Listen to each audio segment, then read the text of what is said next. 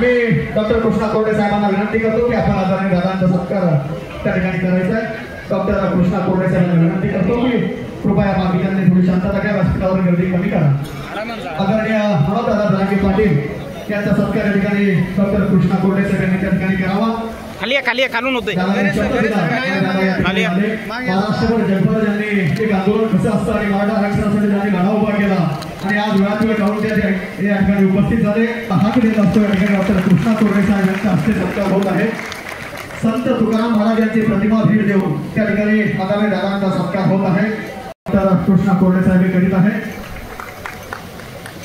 कृपया उभे मंडळी